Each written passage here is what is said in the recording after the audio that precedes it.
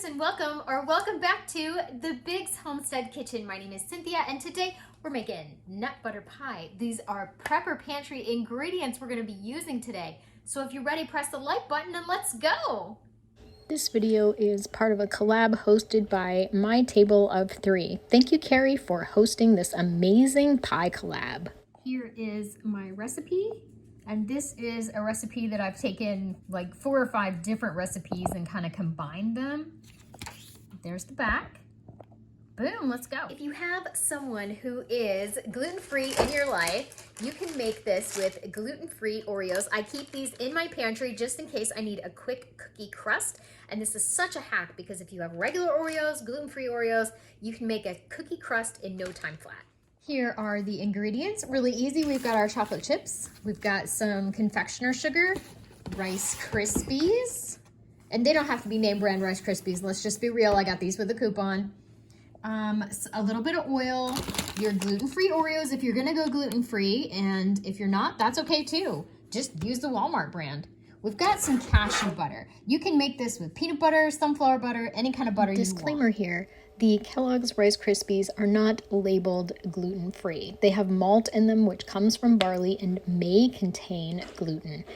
Rice Krispies, for me, are a maybe. Make sure that if you have someone with celiac or a severe gluten allergy, that you are using 100% certified gluten-free cereals for your topping.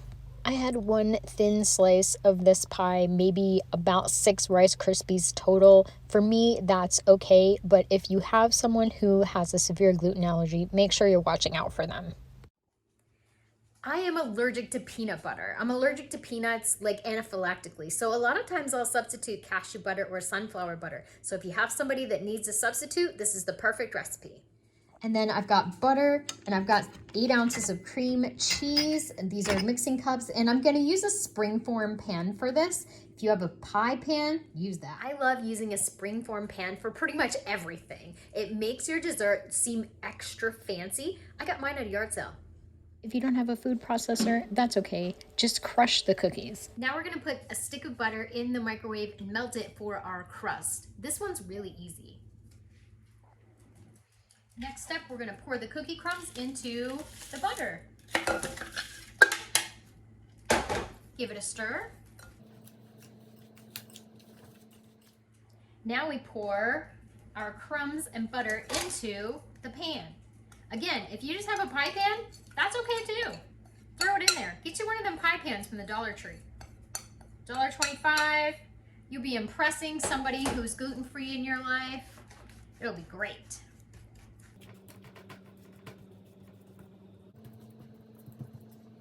Your crust is gonna chill in the fridge and you're gonna work on your filling. I am in love with this pie recipe. I had everything I needed in my Prepper Pantry and I don't even have to bake it. I'm all like, that's weird. The mixer won't turn on. You have to plug it in. It works great if you plug it in. My filling looks grainy.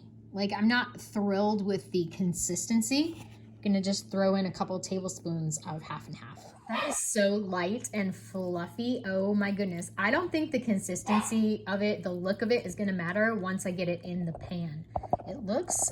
It tastes amazing. Next step is spread your filling over your cookie crust. Okay, I think she's ready to go in the fridge. Super easy. Now we can get started on our topping. We take 1 cup of chocolate chips and 1 teaspoon of oil and pop it in the microwave just 20 seconds at a time. You don't want to burn your chocolate. Here we've got our chocolate and it's all nice and melted. This was in there for about a minute, but not at the same time. 20 seconds stir, 20 seconds stir. We're gonna just pop in our Rice Krispies and stir that. Pop this out. And then just spoon over the top. You just want a little thin layer, not too much.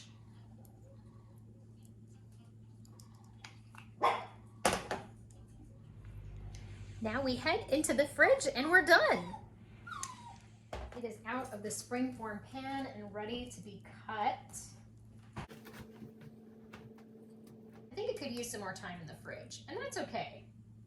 But for the taste test part of this video, ooh, it came out nice. Look, that's really pretty. Okay, time to taste test. It's pretty good. It is pretty good. Rich. Very rich. You only need a teeny slice of this one. It's almost like a cheesecake. Mm-hmm. It's delicious. When it's I think when it's cooled down more, I think it'd be more like one of those little cheesecakes you get at the store. Really good. Really good. As we just keep eating. Well, I mean, you're gonna have pie.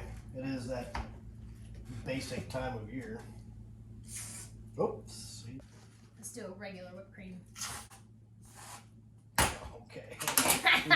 I'm playing. I'm not playing. Aww. Wow. Okay. Okay. Yeah. Super delicious. Pro Regular tip. whipped cream. Pro tip. Pro tip. Add whipped cream.